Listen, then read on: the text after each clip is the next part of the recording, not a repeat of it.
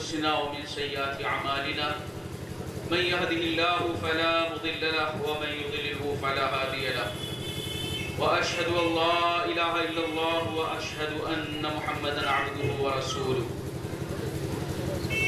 أما بعد فأعوذ بالله السميع العليم من الشيطان الرجيم بسم الله الرحمن الرحيم قال الله سبحانه وتعالى إن الذين فرقوا دينهم وكانوا شيعا لست منهم شيء. ہر قسم کی حمد و ثنا کبریائی بڑائی بزرگی اللہ سبحانہ و تعالیٰ کے لیے ہے جو پوری کائنات کا خالق اور مالک ہے، مدبر ہے، پالنہار ہے. بے شمار درود و سلام نازل ہوں اللہ کے بغضدہ بندوں پر، انبیاء کرام علیہ السلام پر، خصوصاً ہمارے آخر نبی جناب احمد مصطفیٰ محمد مصطفیٰ صلی اللہ علیہ وسلم. محترم سامعین کرام، بزرگوں، عزیزوں، دوستوں اور اسٹیج پر تشریف فرما علماء کرام اور شیخ محترم حفظہ اللہ، آج جس موضوع کے تحت آپ کے سامنے گفتگو کرنے کی مجھ کو اجازت ملی ہے وہ ہے فرقہ پرستی، معنی اور مفہوم. فرقہ پرستی یہ ایک ایسا اہم اور وسیع موضوع ہے جس کا حقیقی معنی میں جو مجھ کو موضوع دیا گیا ہے، حقیقی معنی میں اگر اس کا حق ادا ہو سکتا ہے تو استاد محترم کے لیے یہ عنوان دیا جاتا. لیکن الحمدللہ میں کوشش کروں گا کہ اس موضوع پر آپ کے سامنے اس کانسیپٹ کو کلیئر کرنے کی ضرورت ہے کہ آخر فرقہ پرستی اس کی ہمارے دین کے اندر کس قدر مذمت ہے، اور اللہ تبارک و تعالی نے قرآن مقدس میں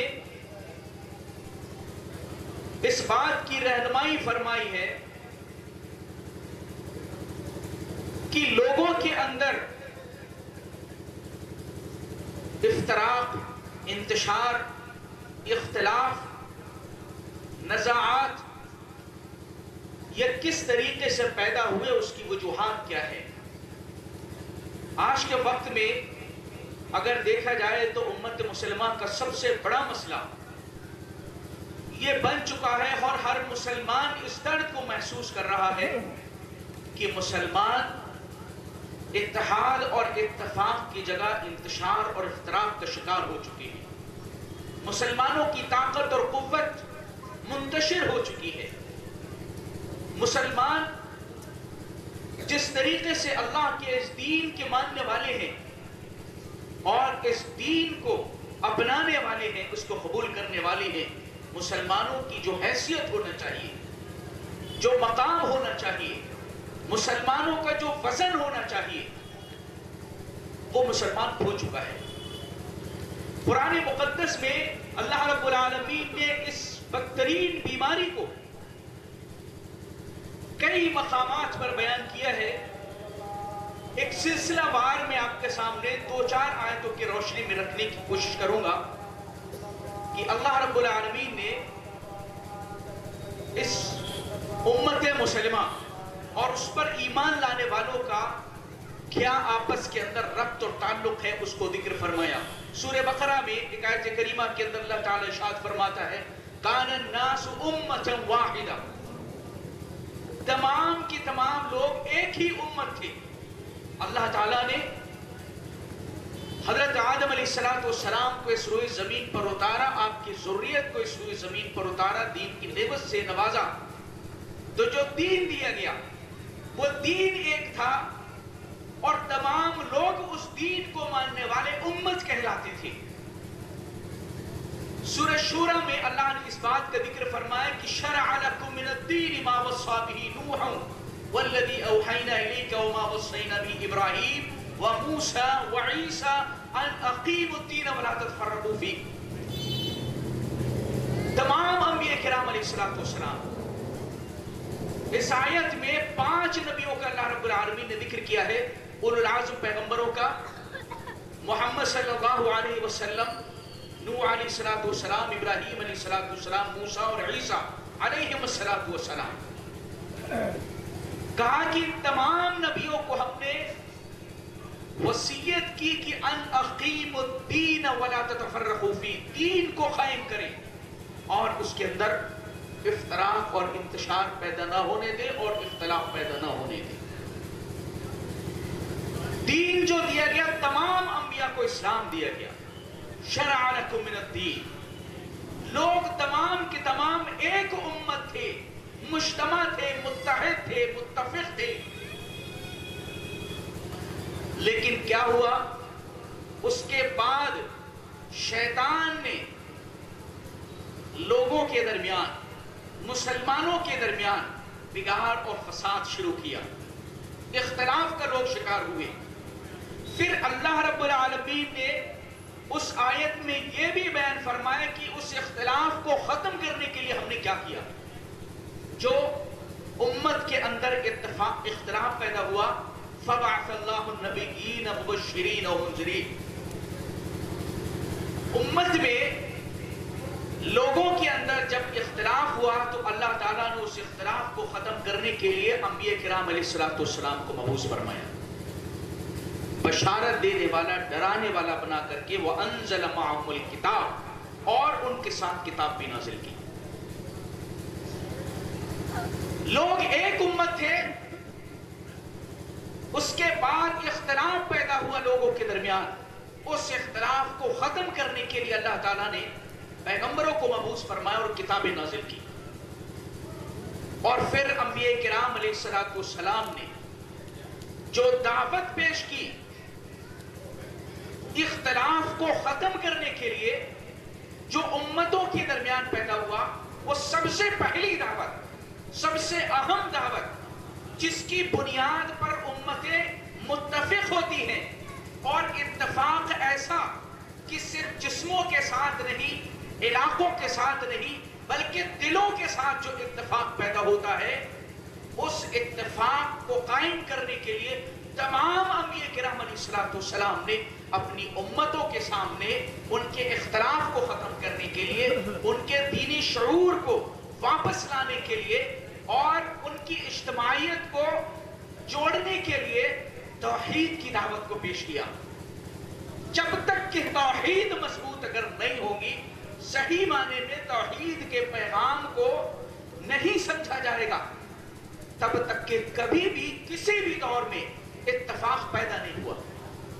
आज के वक्त में भी जो खुले जहन के लोग हैं, जो उम्मत के दर्द को महसूस करते हैं, जो देख रहे हैं कि उम्मत किस हालात से गुजर रही है, मुसलमान किस कदर बेहैसियत हो चुका है, इन तमाम चीजों को जब वो देखती है, मुसलमानों के इख्तिलाफ को देखती है, तो उसके दिल में ये दर्द पैदा होता है कि आखिर अल्लाह के दीन के मानने वाली कौम इस कदर जलील और रुस्वा क्यों है। इसके इख्तिलाफ को खत्म करने के लिए क्या करना चाहिए ताकि ये आपस में मुत्तहिद हो जाए, मुत्तफिक हो जाए, एक जिस्म के मानित हो जाए, जैसा कि हमारे दीन ने उम्मत मुसलमान को करार दिया है। सोचते हैं कि इत्तफाक होना चाहिए। अंबिया किराम अलैहिस्सलाम ने तौहीद की बुनियाद पर इत्तफाक को पैदा करने की कोशिश की, और जब तक शिर्क की गरासत को उनके सामने बयान नहीं कर दिया, शिर्क के फसाद को बयान नहीं कर दिया, तौहीद की नेमत उनके सीनों के अंदर दाखिल नहीं फरमाई, तब तक उम्मत मुज्तमा नहीं। अल्लाह ताला ने उसके बाद कुरान मुक़द्दस में यहूद और नसारा के इख्तिलाफ को जिक्र किया है कि ये लोग आपस में किस तरीके से मुख्तलिफ हो गए। सूरतुल बकरा में अल्लाह रब्बुल आलमीन ने इनके आपस के मामलात को भी जिक्र किया और इनमें जो इख्तिलाफ पैदा हुआ उसको भी जिक्र किया। इस्लाम के मुकाबले में जब ये यहूद और नसारा आते थे तो दोनों एक हो जाते थे और क्या कहते थे, वक़ालू कूनू हूदन औ नसारा तहतदू, यहूदी یا نصارہ بن جاؤ ہدایت پا جاؤ. مسلمانوں کے مقابلے میں آتے تھے تو کہتے تھے کہ لن يدخل الجنة الا من كان هودا او نصارا. جنت میں دیکھو صرف یہودی جائے گا اور یا صرف نصارہ جائے گا، باقی کوئی نہیں جائے گا. لیکن جب آپس میں ان کے معاملات ہوتے تھے تو اس کو قرآن نے ذکر کیا کہ وقالت اليهود ليست النصارى على شيء وقالت النصارى على ليست اليهود على شيء وهم يتلون الكتاب. یہودی کہتے ہیں کہ نصارہ کچھ نہیں ہے اور نصارہ کہتے ہیں یہ کچھ نہیں ہے. آپس میں ان کی لڑائی اس قدر ہے کہ ایک دوسرے کو برداشت کرنے کو تیار نہیں. لیکن اسلام کے خلاف دونوں ایک آواز بولتے ہیں، ایک آواز میں اسلام کی مخالفت کرتے ہیں اور اس کے ساتھ کھڑے ہوئے ہوتے ہیں، لیکن آپس میں جب ہوتے ہیں تو ایک دوسرے کو برداشت کرنا چاہتے نہیں. اللہ تعالیٰ نے آگے مزید فرمائے گا كَذَلِكَ قَالَ الَّذِينَ مِن قَبْلِهِمْ مِثْلَ قَوْلِهِمْ. یہی بات ان کی بھی ہے جو جاننے والے لوگ نہیں ہیں، عرب کے لوگ ہیں، بنی اسماعیل ہیں، ان کا بھی یہی معاملہ ہے. یہ بھی اپنے آپ کو برتر اور حق پر سمجھتے ہیں اور باقیوں کو گمراہ سمجھتے ہیں، راستے سے بھٹکا ہوا سمجھتے ہیں. اللہ تعالیٰ نے قرآن مقدس کے حوالے سے نبی پاک صلی اللہ علیہ وسلم کے ذریعے سے ان یہود کو بھی اتحاد کی دعوت دی. ان کو بھی بلایا کہ متحد ہو جاؤ، تمہارے درمیان اتحاد ہو سکتا ہے، تم بھی اللہ کی کتابوں کے حامل ہو، توریت اور انجیل کے پڑھنے والے اور ماننے والے ہو. تم آپس میں اختلاف اور انتشار کا شکار ہو. اسلام سے محمد صلی اللہ علیہ وسلم جو دعوت لے کر کے آئے ہیں اس میں اتفاق اور اتحاد تمہارے درمیان پیدا ہو سکتا ہے. اور اس کے لیے بھی جو نقطہ اتحاد پیش کیا قرآن نے، وہ تعالوا الى کلمۃ سواء بیننا وبینکم الا نعبد الا اللہ. وہاں پر بھی توحید کو پیش کیا. جب تک توحید درست نہیں ہوگی، اس کا معنی اور مفہوم صحیح طریقے سے نہیں سمجھا جائے گا، تب تک کہ اتحاد پیدا نہیں ہو سکتا.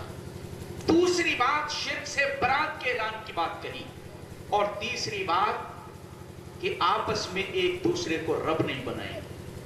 وَلَا يَتَّخِذَ بَعْضُنَا بَعْضًا أَرْبَابًا مِّن دُونِ اللَّهِ. رب بنانا کیا تھا؟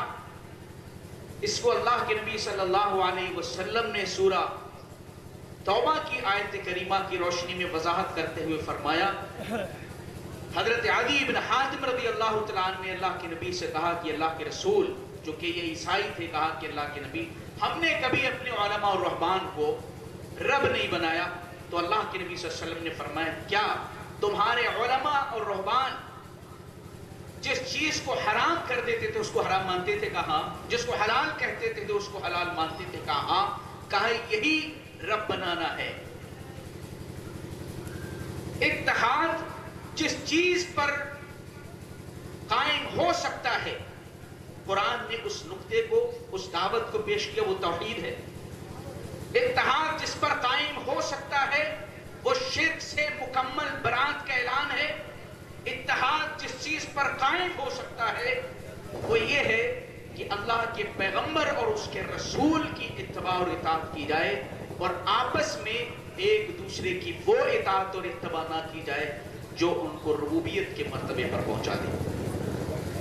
اس کے بعد دو باتیں میں نے آپ کے سامنے رکھی ہے. ایک تو شروع کہاں سے ہوا اختلاف؟ تمام لوگ ایک امت تھے، دین ایک دیا گیا، اس دین کو ماننے والے تمام کے تمام ایک تھے، لیکن اختلاف پیدا ہوا. اللہ نے پیغمبروں کو بھیجا، کتابیں نازل کی. یہود و نصارہ کے اندر اختلاف اور انتشار پیدا ہوا، یہاں تک کہ اللہ کے نبی صلی اللہ علیہ وسلم نے فرمایا کہ یہود 71 کے اندر تقسیم ہوئے، نصارہ 72 میں. تم میری امت علی 73 ملتاً 73 فرقوں کے اندر تقسیم ہو جائے گی. جو ان کے اندر فرقے پیدا ہوئے، جو انتشار ان کے اندر پیدا ہوا، اللہ تعالیٰ نے اس امت کو آگاہ کیا اس سے اور ڈرایا کہ اس اختلاف اور انتشار کا تم شکار مت ہو جانا جس کا یہود و نصارہ ہو گئے تھے. فرقہ بندی دوستی اصل میں ہے کیا، اس کا معنی و مفہوم انہی آیات کی روشنی میں آپ کے سامنے واضح ہوتا رہے گا۔ آخر میں اللہ تعالیٰ نے یہود کے اختلاف کو بھی ذکر کیا، پھر اس امت کو نصیحت فرمائی کہ اختلاف اور انتشار اتنی بدترین بیماری ہے کہ اس سے مسلمانوں کی طاقت، مسلمانوں کی قوت اور ان کی اجتماعیت ختم ہو کر رہ جاتی ہے، وہ بے حیثیت ہو جاتے ہیں۔ دنیا میں اللہ کے عذاب کے طور پر افتراق اور انتشار پھیلتا ہے، اور آخرت میں بھی اللہ تعالیٰ کی رحمت سے دوری کا باعث ہے۔ اس لیے نصیحت فرمائی۔ سورہ آل عمران کے اندر اللہ رب العالمین نے ان آیتوں میں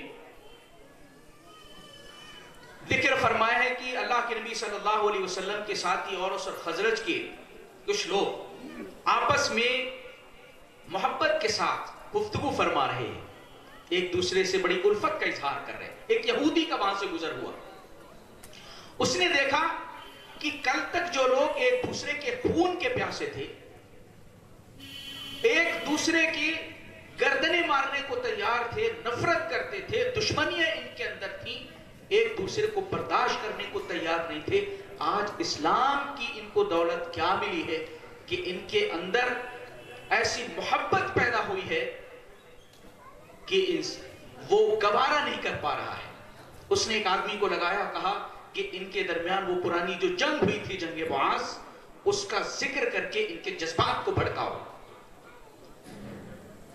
تو اس شخص نے کیا کیا؟ ان کے جذبات کو بھڑکایا، پرانی جنگ کے معاملات ذکر کیے، یہاں تک کہ ایک دوسرے کے اندر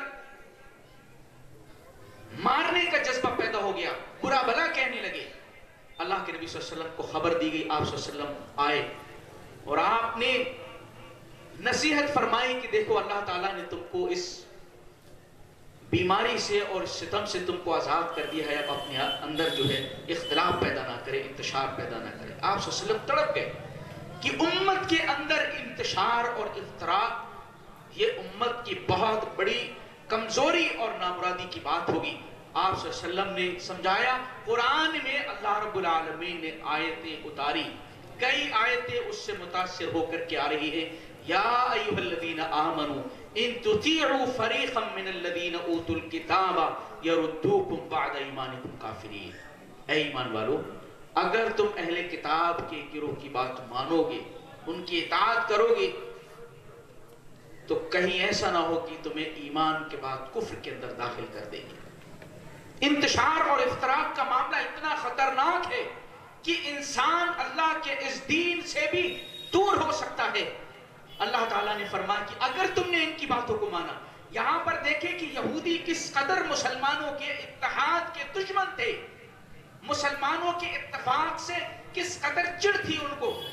اللہ تعالیٰ نے اس کے بعد نصیحت فرمائی، وَاعْتَصِمُوا بِحَبْلِ اللَّهِ جَمِيعًا وَلَا تَفَرَّقُوا، اللہ کی رسی کو مضبوطی کے ساتھ پکڑ لو تمام کے تمام مل کر کے، وَلَا تَفَرَّقُوا، اور دیکھو فرقوں میں آپس میں مت بٹو، دوریاں آپس میں پیدا نہ کرو، الگ الگ مت ہو جاؤ، گروہ گروہ مت ہو جاؤ۔ اور اللہ تعالیٰ نے اپنی نعمت یاد دلائی کہ اسلام کی نعمت کی بدولت تم اللہ کے اس دین کی بدولت آپس میں متحد ہو گئے۔ وَاذْكُرُوا نِعْمَةَ اللَّهِ عَلَيْكُمْ إِذْ كُنْتُمْ أَعْدَاءً فَأَلَّفَ بَيْنَ قُلُوبِكُمْ فَأَصْبَحْتُمْ بِنِعْمَتِهِ إِخْوَانًا، کہ اللہ تعالیٰ کی اس نعمت کو یاد کرو جس کی وجہ سے تم آپس میں ایک دوسرے کے دشمن تھے، کہ اللہ تعالیٰ نے تم کو تمہارے دلوں کے اندر الفت اور محبت پیدا فرما دی۔ اللہ کا یہ دین، مسلمان کی آج بڑی بدقسمتی ہے کہ اللہ کا دین پانے کے بعد انتشار اور افتراق کا شکار ہے، جبکہ یہ دین کی نعمت ہی اس لیے ملی تھی تاکہ ہمارے انتشار ختم ہو جائیں، اختلاف ختم ہو جائیں اور ہم متحد ہو جائیں۔ متحد ہونے کے لیے اللہ نے اپنے نبی کو بھیجا، قرآن کو نازل فرمایا۔ افسوس یہ ہے کہ قرآن کو پا کر کے نبی پاک صلی اللہ علیہ وسلم کی بعثت کے بعد مسلمان آپس میں ایک دوسرے کو دیکھنے کو تیار نہیں ہے، آپس میں اتنی نفرتیں پیدا ہو چکی ہے۔ یہی اصل میں اختلاف کی سب سے بڑی بیماری اور کمزوری ہے کہ کوئی ایک دوسرے کو دیکھنا، گوارا کرنا برداشت نہیں کرتا ہے۔ اللہ تعالیٰ نے नसीहत आगे मजीद फरमाई, वला तकूनू कल्लज़ीना तफर्रक़ू वख्तलफ़ू मिन बअद मा जाअहुमुल इल्मु बग़यन बैनहुम। अल्लाह ताला ने फरमाया कि देखो उन लोगों की तरह तुम मत हो जाना, उन लोगों की तरह तुम मत हो जाना जो इल्म के आने के बाद इख्तलाफ का शिकार हुए और फिरकों में तकसीम हो गए। मुसलमानों, तुम ऐसा नहीं करना। अल्लाह की रस्सी को तमाम के तमाम मिलकर के मजबूती से पकड़ लो।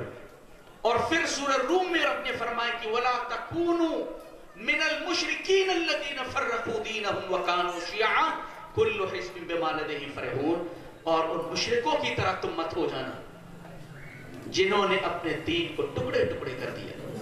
वतक़त्तअू अम्रहुम बैनहुम ज़ुबुरा, अल्लाह के दीन के टुकड़े टुकड़े जिन्होंने कर दिए उनकी तरीके से तुम मत हो जाना। और गिरोह गिरोह बन गए और हर एक अपने आप में मगन है, खुश है। जो भी उसके पास है वो सोचता है कि मेरे पास ही हक है, बाकी सब कुछ बातिल है।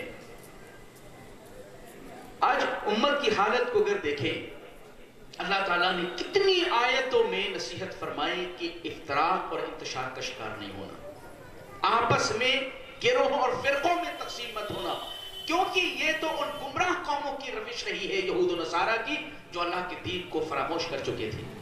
उस बीमारी के अंदर तुम मुब्तला नहीं होना।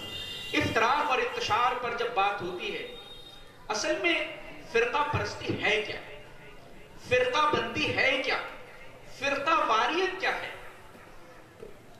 सबसे ज्यादा अहम अल्लाह ताला ने इसकी मजम्मत तो बयान की, हर मुसलमान इसको समझता है कि ये बदतरीन शय है, इससे हमारा नुकसान हो रहा है, अल्लाह ने मना किया है, उसके हुक्म की मुखालफत है, नबी पाक सल्लल्लाहु अलैहि वसल्लम के हुक्म की मुखालफत है। लेकिन है क्या आखिर ये, इसको भी हमें जानना चाहिए। इख्तिलाफ का पैदा हो जाना, इज्तिहादी तौर पर दलाइल के फहम में इख्तिलाफ का पैदा हो जाना, यह कोई बईद बात नहीं है। लेकिन इख्तिलाफ शख्सियतों के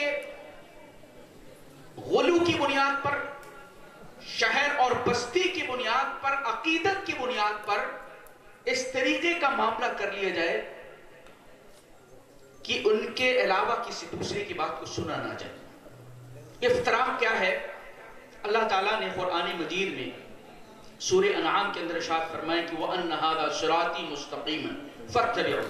इफ्तराक का मफ़हूम समझने की कोशिश करें। अल्लाह के नबी सल्लल्लाहु अलैहि वसल्लम ने, हज़रत अब्दुल्लाह इब्न मसूद रज़ियल्लाहु तआला अन्हु कहते हैं कि आप सल्लल्लाहु अलैहि वसल्लम ने एक खत खींचा, एक लाइन खींची, और उस लाइन के दाएं कुछ लाइनें खींची और बाएं कुछ लाइनें खींची। बाज़ रिवायतों में दो दाहिनी तरफ, दो बाईं तरफ। बीच वाली लाइन पर आप सल्लल्लाहु अलैहि वसल्लम ने उंगली रख करके फरमाया कि हादा सबीलुल्लाह, ये अल्लाह का रास्ता है, और जितनी ये राहें हैं इन पर शैतान बैठा हुआ है। और अल्लाह ताला, अल्लाह के नबी सल्लल्लाहु अलैहि वसल्लम ने आयत करीमा तिलावत फरमाई व अन्न हादा सिराती मुस्तकीमन फत्तबिऊ, ये मेरा सीधा रास्ता है, इसकी इत्तबा करो, इसकी पैरवी करो। वला तत्तबिउ सुबुल, और रास्तों की पैरवी ना करो, अगर तुम ऐसा करोगे फतफर्रक़ बिकुम अन सबीली, जो सीधी राह है उससे तुम भटक जाओगे और ये राहें तुमको उससे दूर कर देंगी। लिहाजा एक सीधी जो राह है उसको पकड़ने की जरूरत है। इससे अगर सिराते मुस्तकीम से हटेंगे तो फिरकों में बटेंगे, इंतशार का शिकार होंगे, इख्तिलाफ का शिकार होंगे और अल्लाह की नाराजगी का सबब हासिल करेंगे। सीधी राह क्या है? किताबुल्लाह सुन्नत रसूलुल्लाह। सूरत अल-फातिहा में बार बार हम हर बार इस बात की दुआ रब से कहते हैं इहदिनस सिरातल मुस्तकीम, हमें सीधी रास्ता परवरदिगार ने दिखा। तो सीधी रास्ता यही दीन है, सीधी रास्ता किताबुल्लाह सुन्नत रसूलुल्लाह पर मुश्तमिल है। यही सीधी राह है जिस पर कायम रहने की हमें हुक्म दिया गया है। इससे हटते ही फिरकों के अंदर तकसीम हो जाएंगे और गिरोहों के अंदर तकसीम हो जाएंगे। सीधी रास्ते से आदमी हटता कैसे है? बिदआत की बुनियाद पर। बिदअतों से अल्लाह के नबी सल्लल्लाहु अलैहि वसल्लम ने इसलिए हर खुतबे में आपने نے آگاہ فرمایا کہ کل بدعت ضلالہ، ہر بدعت گمراہی ہے۔ دین کے اندر داخل کیا گیا کام جو اللہ کے نبی صلی اللہ علیہ وسلم نے، اللہ تعالیٰ نے جس کی طرف رہنمائی نہیں کی ہے وہ بدعت ہے۔ حدیث میں آپ نے فرمایا کہ من احدث فی امرنا ھذا ما لیس منہ فہو رد، ہمارے اس دین میں جس نے کوئی بات داخل کی، ایجاد کی جو اس میں سے نہیں ہے، وہ مردود ہے، رد کر دی جائے گی۔ من عمل عملا لیس علیہ امرنا فہو رد، جس شخص نے کوئی ایسا کام کیا جس پر ہمارا حکم نہیں ہے تو وہ مردود ہے اللہ کے یہاں پر۔ بدعتوں کے انتشار سے امت افتراق اور انتشار کا شکار ہو گئی جتنی زیادہ۔ اور بدعتوں کے لیے شیطان نے فلسفہ کیا سکھایا کہ کچھ بدعتیں اچھی ہوتی ہیں۔ جب بدعت کے ساتھ اچھی کا لفظ لگا دیا گیا تو یہاں سے گمراہی ایک نئی ایسی شروع ہوئی کہ اب انسان اس کو چھوڑے گا نہیں، اس پر ڈٹ جائے گا کیونکہ وہ اچھا سمجھ رہا ہے۔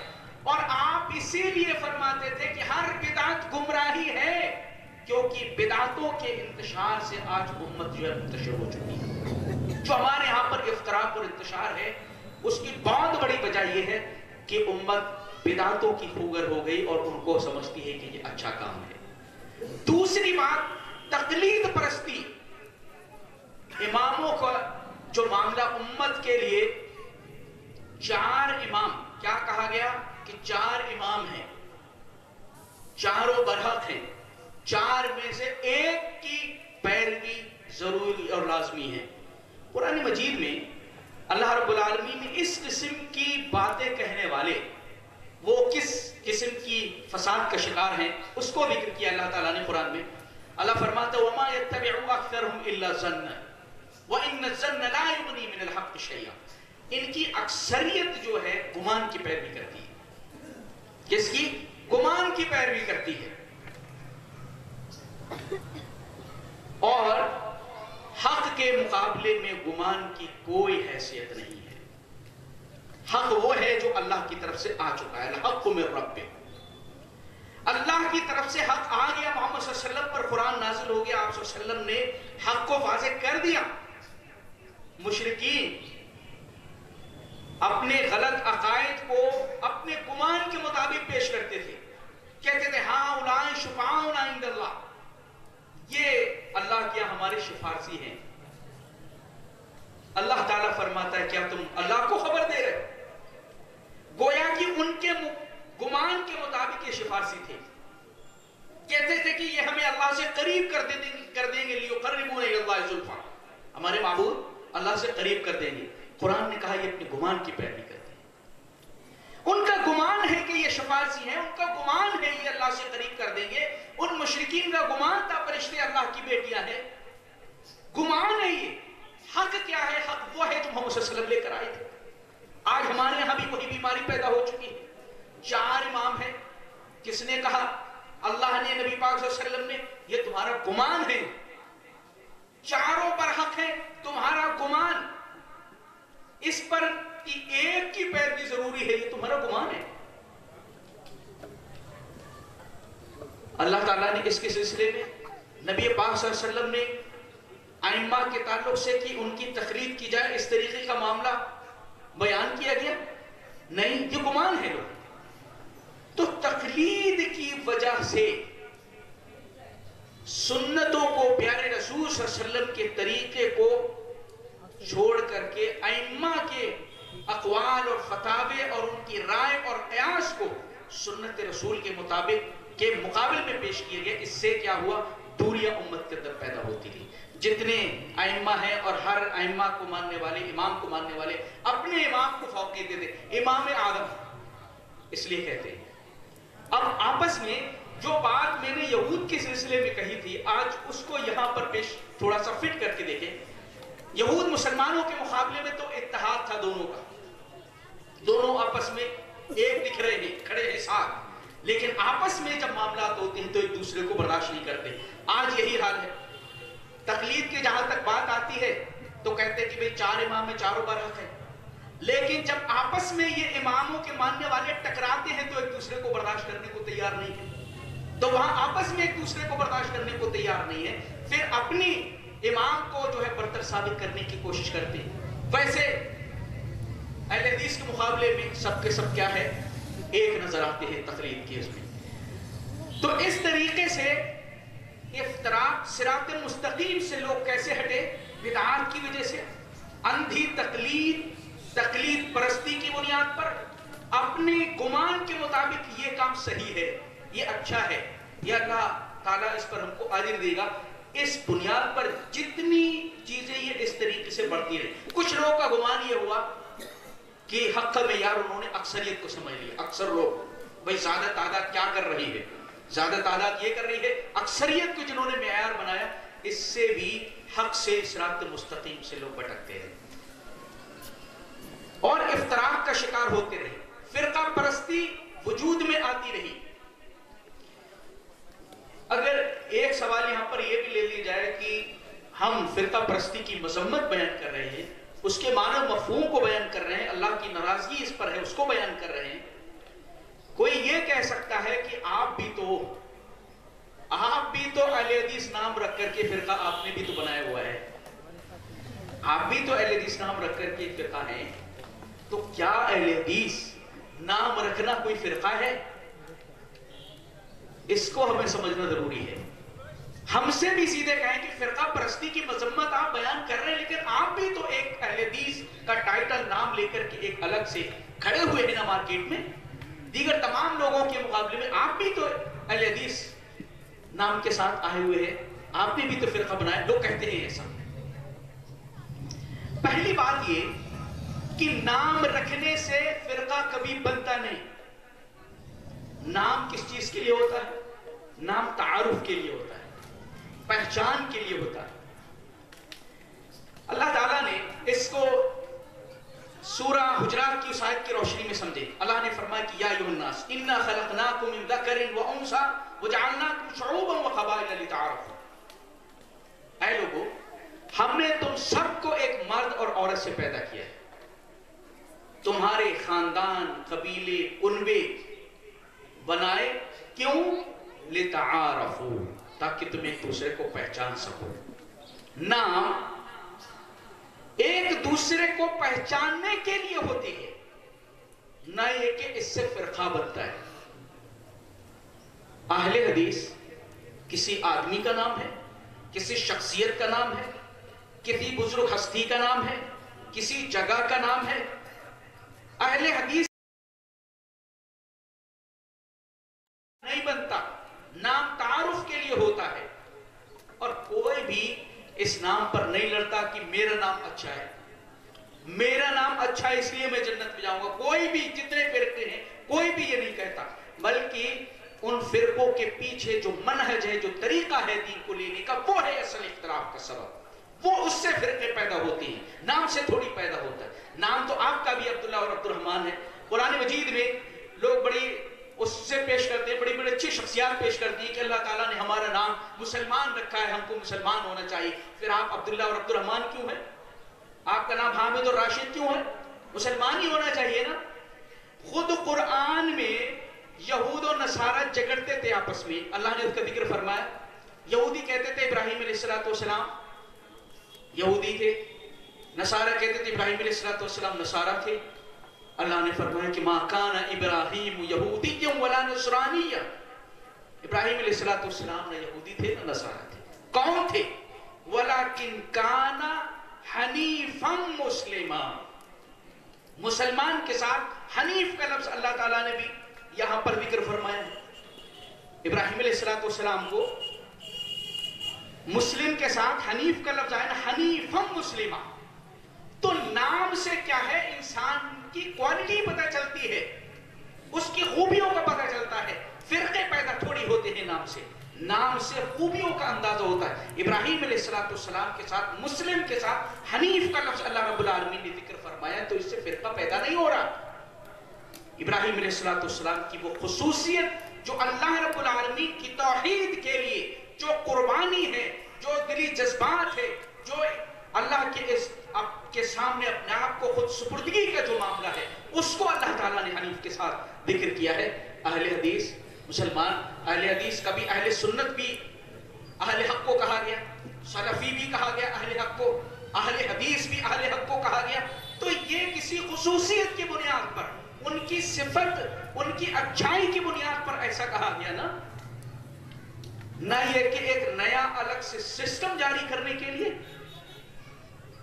آپ بتائیں اللہ کے نبی صلی اللہ علیہ وسلم نے فرمایا کہ میری امت میں 73 فرقے ہوں گے الا ملۃ واحدہ، ایک گروہ ہے جو جنت میں جائے گا، کلہم فی النار، جہنم میں جائیں گے.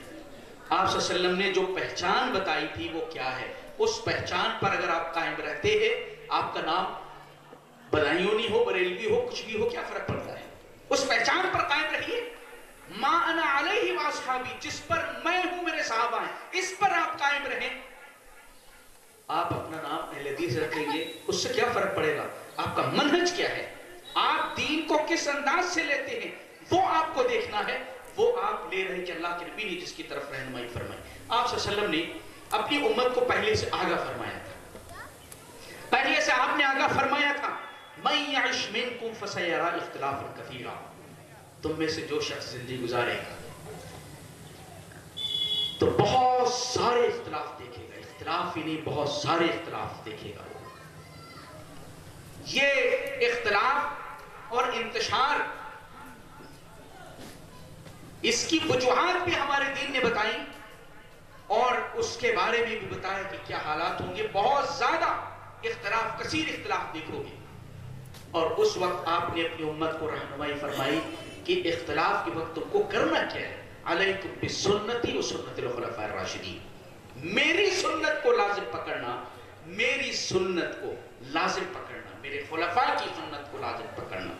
وَإِيَّاكُمْ وَمُحْدَثَاتِ الْأُمُورِ، اور دین میں نئے نئے کاموں کو ایجاد کرنے سے اپنے آپ کو بچانا، کیونکہ دین میں ایجاد کی ہوئی باتیں امت کے اتحاد کو ختم کرتی ہیں، امت کو انتشار کے حوالے کرتی ہیں.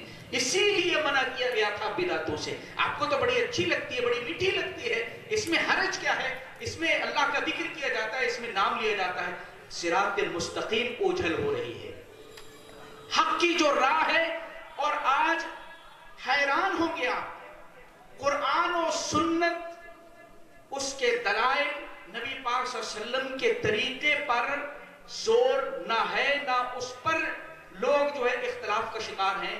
اختلاف اگر ہے تو بدعتوں پر ہے، شرک کے کاموں پر ہے. جو بدعتیں خود مسلمانوں نے ایجاد کی ہیں ان کو اتنا بڑھاوا دیا کہ اصل کتاب و سنت کے دلائل سے تو بہت دور پہنچ کر کے انہی بدعات کو ہی گویا کہ انہوں نے اپنا منہج، اپنا طریقہ اور اپنے وجود کو جو ہے منوانے کی کوشش کی کہ یہی اصل میں دین ہے، جبکہ وہ تمام کے تمام ان کی خود ساختہ، خود اپنی بنائی ہوئی چیزیں. اہل حدیث نام رکھنے سے نام تعارف کے لیے ہوتا ہے.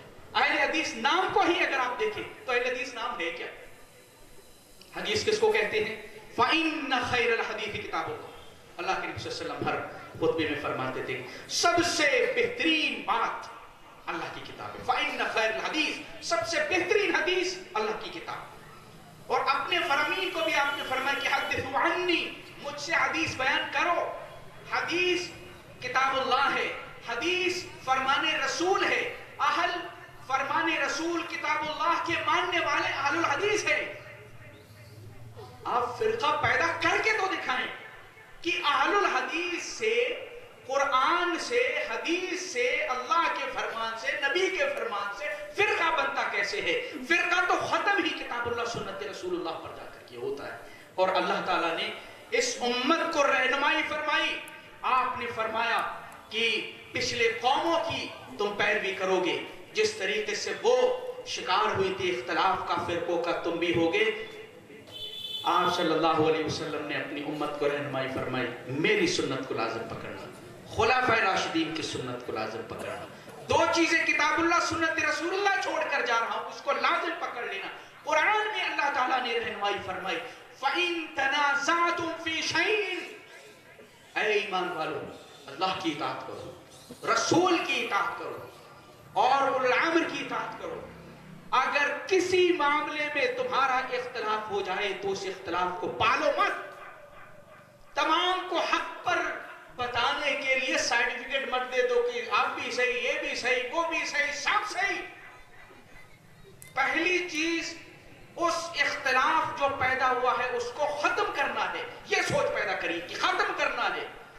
ختم کیسے کرنا ہے اس کو اللہ تعالیٰ نے بیان فرمایا، فَإِن تَنَازَعْتُمْ فِي شَيْءٍ فَرُدُّوهُ إِلَى اللَّهِ وَالرَّسُولِ، اگر تمہارا کسی بھی معاملے میں کسی چیز کے سلسلے میں اختلاف ہو جائے تو آ جاؤ، لوٹ جاؤ اللہ اس کے رسول کی طرف۔ آپ اللہ اس کے رسول کی طرف لوٹیں گے تو فرقہ ختم ہوگا یا فرقہ پیدا ہوگا۔ جس کو قرآن کہہ رہا ہے کہ فرقہ اور اختلاف جس سے ختم ہوگا، آپ اس کو فرقہ کہہ سکتے ہیں؟ آپ اس کو فرقہ کہہ سکتے ہیں؟ جس دعوت کو، جس کتاب اللہ سنت رسول اللہ کی طرف پلٹ کر کے اختلاف ختم کرنے کی بات رب العالمین فرما رہا ہے، آپ نے اسی کو فرقہ بنا دیا، اسی کو آپ فرقہ کہہ رہے ہیں۔ فرقہ کیا ہے؟ تعالوا وَإِذَا قِيلَ لَهُمْ تَعَالَوْا، جب ان سے کہا جاتا ہے آؤ، إِلَى مَا أَنزَلَ اللَّهُ، جو کچھ اللہ نے نازل کیا ہے، وَإِلَى الرَّسُولِ، آؤ رسول کی طرف، آؤ کتاب اللہ کی طرف جو اللہ نے نازل کیا، آؤ رسول کی طرف، رَأَيْتَ الْمُنَافِقِينَ يَسُدُّونَ عَنْكَ سُدُودًا۔ یہ صحابہ کا طرز عمل نہیں تھا، صحابہ دوڑتے تھے اللہ اس کے رسول کی فرامین کی طرف، لیکن وہاں پر ایک گروہ ایسا بھی تھا جو نام لیتا تھا کہ ہم مسلمان ہیں، کہتا تھا آخرت پر ایمان کی بات کہتا تھا، لیکن جب بلایا جاتا تھا اللہ اس کے رسول کی طرف، رَأَيْتَ الْمُنَافِقِينَ يَصُدُّونَ عَنْكَ صُدُودًا، تو رک جاتے ہیں، قدم نہیں بڑھتے آگے۔ بلکہ ایمان والوں کی شان انما کان قول المؤمنین اذا دعوا الى اللہ ورسولہ یحکم بینہم ان یقولوا سمعنا واطعنا۔ ایمان والے کہہ رہے ہیں اللہ اس کے رسول کا فرمان آ گیا، اللہ کا کلام، اس کی آیتیں، اس کا فرمان آ گیا، سارے اختلاف ختم، ساری خواہش پرستی ختم، سارے اختلاف کے خاتمے کے لیے آگے بڑھ جاتا ہے ایمان والا۔ نبی پاک صلی اللہ علیہ وسلم کا فرمان آ گیا، اپنی گردن کو جھکا دیتا ہے۔ اختلاف جس سے ختم ہوتا ہے آپ اس کو فرقہ کیسے کہہ سکتے ہیں؟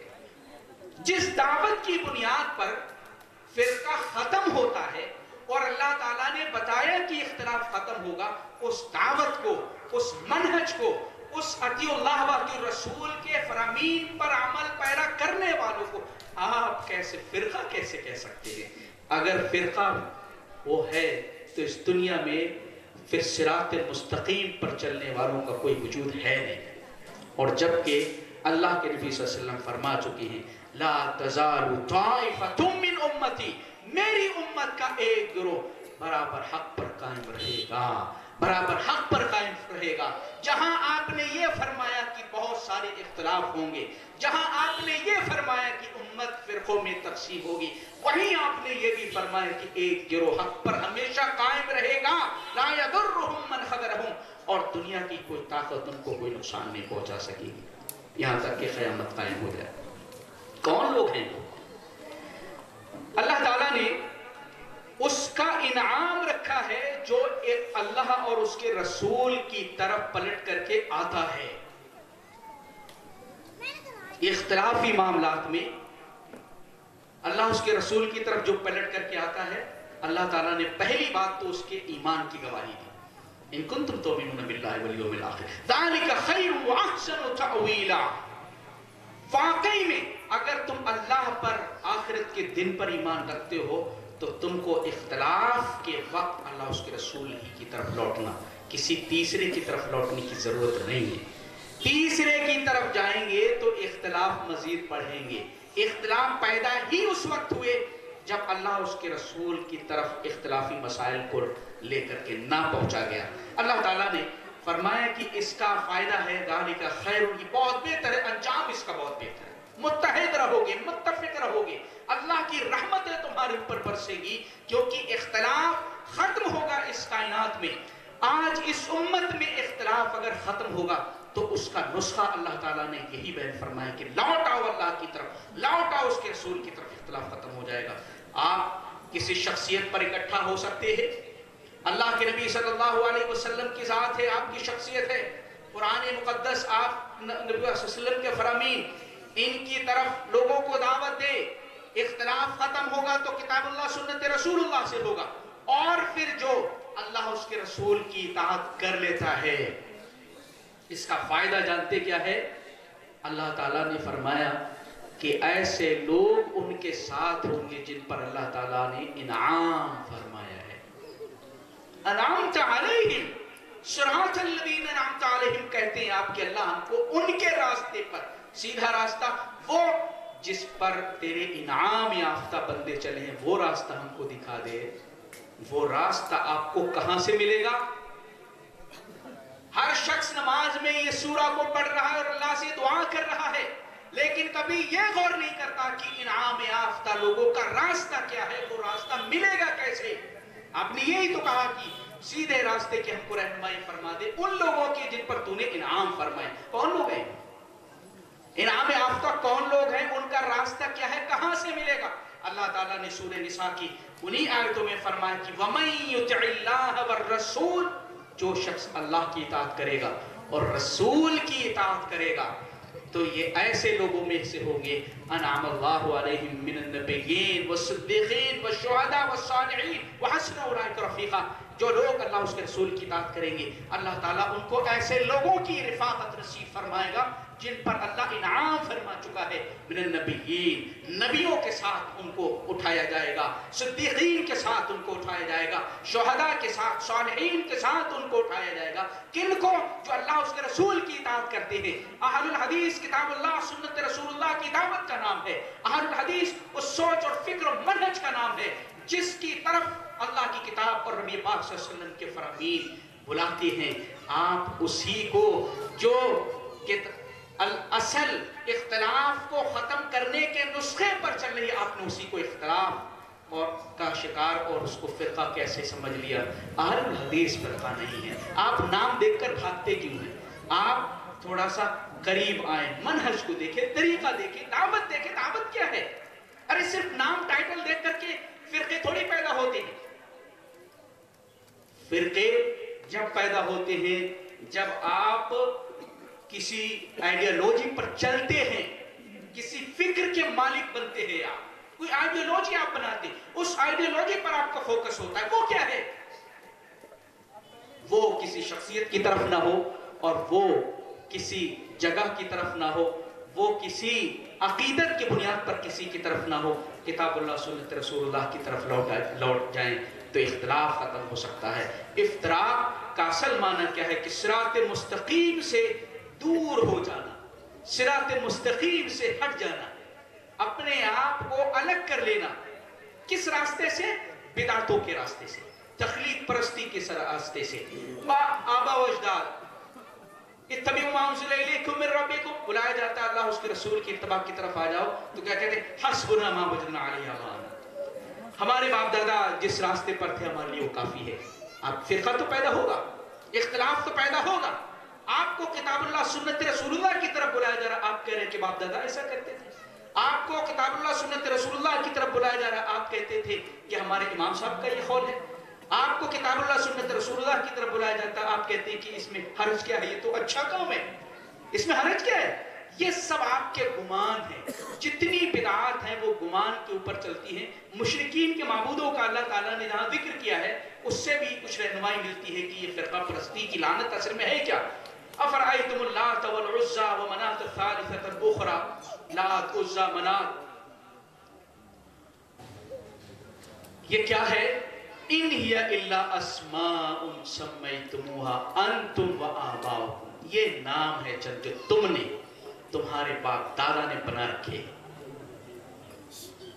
मांज़लल्लाहु बिहा मिन सुल्तान, अल्लाह ताला ने कोई इनके सिलसिले में दलील नाज़िल नहीं फरमाई है। इन यत्तबिऊना इल्ला ज़न्न, ये तो गुमान की पैरवी करते। इनका गुमान है कि ये हमें अल्लाह से करीब करने वाले, इनको गुमान है कि ये काम अच्छा है, इनको गुमान है कि ये गरीब नवाज है, इनको गुमान है कि ये जो है तीजा है, 40वां है, फला है, लिखा, ये इबादत की नेकी के काम है। गुमान है। ये गुमान की पैरवी की बुनियाद पर फिरके पैदा होते हैं। वमा तहवल अनफुस, ख्वाहिश परस्ती की बुनियाद पर फिरके कायम होते हैं। اللہ نے آگے فرمایا وَلَقَدْ جَاءَهُم مِّن رَّبِّهِمُ الْهُدَىٰ، جب اللہ کی طرف سے ہدایت آ گئی تو تم اتباع کر رہے ہو ظن اور گمان کی، خواہش پرستی کی، تو فرقے تو پیدا ہوں گے، انتشار تو ہوگا۔ ام للانسان ما تمنا فللہ الآخرۃ والأولیٰ، کیا انسان جو تمنا کرتا ہے، جو آرزو کرتا ہے، جو گمان کرتا ہے، وہ اس کو مل جائے گا؟ آخرت اور دنیا تو سب کے سب اللہ رب العالمین کے لیے۔ بڑا وسیع موضوع ہے اور بہت ہی آپ کو وقت اور ساتھ میں چلنے کی ضرورت ہے، تب جا کر کے کہیں یہ معاملات جو ہے واضح ہو سکتے ہیں۔ امت کا سب سے سلگتا ہوا موضوع ہے کہ فرقہ واریت، فرقہ پرستی، اس نے امت کی طاقت کو ختم کر دیا ہے۔ اس کی مذمت بھی قرآن میں بہت جگہ پر بیان کی گئی، کچھ چیزیں میں نے آپ کے سامنے رکھی ہے۔ اصل کیا ہے اس کا معنی اور مفہوم اگر ہم سمجھ گئے ہیں تو یقیناً فرقہ پرستی میں، حق پرستی میں آپ فرق کر پائیں گے۔ حق پرستی کیا ہے؟ جو کتاب اللہ سنت رسول اللہ کی طرف لوٹ کر کے آتا ہے، اس کی دعوت دے رہا ہے، وہ حق پر ہے جو اللہ کی طرف سے نازل کیا گیا ہے۔ جو اپنی گمان کے مطابق چلتا ہے، اپنی بدعات کے اوپر چلتا ہے، خواہشوں کی پیروی کرتا ہے، یا پھر بڑوں کی ان کو جو ہے آگے بڑھاوا دیتا ہے، یا پھر جو ہے قیامت کے دن بھی اس چیز کا انسان کہے گا یا لیتنا اطعنا اللہ واطعنا الرسول، کاش کہ میں اللہ کی اور رسول کی اطاعت کر لیتا اور اپنے بڑوں کی اطاعت نہ کی ہوتی، کیونکہ فرقے کی وجہ سے یہ سارے معاملات پیدا ہوئے تھے۔ دعا کرتے ہیں پروردگار سے مولا کریم فرقہ پرستی کی اصلاح سے ہم سب کو محفوظ فرمائے، اور حقیقی معنی میں امت کو سخت ترین ضرورت ہے کہ اتحاد آپس میں قائم کریں، اپنی طاقت کو مجتمع کریں، کتاب اللہ سنت رسول اللہ سے وہی اپنا رشتہ وابستہ اور قائم کریں جس کو قائم کر کے پیارے رسول صلی اللہ علیہ وسلم دنیا سے تشریف لے گئے تھے۔ صحابہ کرام نے جس چیز کو تھاما تھا، جس دین کو پایا تھا، تو اللہ تعالیٰ نے ان کے دشمنیوں کے باوجود ان کے دلوں کے اندر اتفاق پیدا کر دیا تھا، اور وہ نعمت یہ اللہ کا دین تھا، کتاب اللہ سنت رسول اللہ۔ صحابہ کے بھی اختلافات، دیگر تمام لوگوں کے اختلافات بھی کتاب اللہ سنت رسول اللہ سے ہی ختم ہوں گی۔ اس لیے ضرورت اس بات کی ہے کتاب اللہ سنت رسول اللہ کی طرف رجوع کریں، اپنے اختلافی مسائل میں بھی، اور دیگر ہدایات اور تعلیمات کے لیے بھی کتاب اللہ سنت رسول اللہ کی طرف ہم جو ہے رجوع کریں گے، یقین اختلاف بھی ختم ہوگا، اور یقین امت جس کو تصور دیا گیا ہے وہ امت ہوگی، اور آپس میں اخوت اور بھائی چارگی کے معاملات ہوں گے۔ اللہ رب العزت مولا کریم حقیقی معنوں میں مسلمان بنائے، نیک بنائے، مولا کریم اس پروگرام کو کامیابی عطا فرمائے اور ہم سب کی اصلاح کا ذریعہ بنائے، آمین تقبل یا رب العالمین۔ السلام علیکم۔